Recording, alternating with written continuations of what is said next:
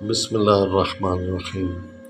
اچھا، جو بندہ خواب میں دیکھے کہ وہ روزہ افطار کر رہا ہے، خواب میں دیکھے کہ روزہ افطار کر رہا ہے تو اس کو نمبر 1 خوشخبری ملے گی، نمبر 2 اس کی مراد پوری ہوگی، مثلا شادی چاہتا ہے تو شادی ہو جائے گی، نمبر 3 وہ حج کرے گا، ٹھیک ہے، اور نمبر 4 وہ متقی بن جائے گا۔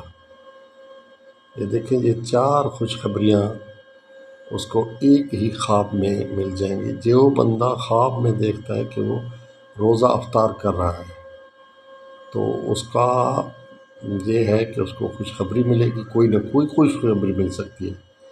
نمبر 2 اس کی مراد پوری ہوگی، ان کی شادی ہو جائے گی، بیٹا مل جائے گا، جو چاہتا ہے، مال کی ضرورت ہے۔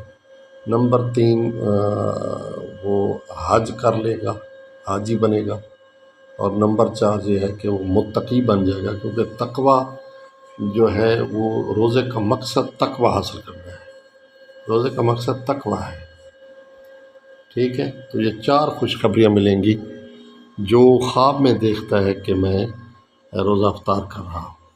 تو روزے رکھنے چاہیے، بہت بڑی عبادت ہے۔ اللہ حافظ۔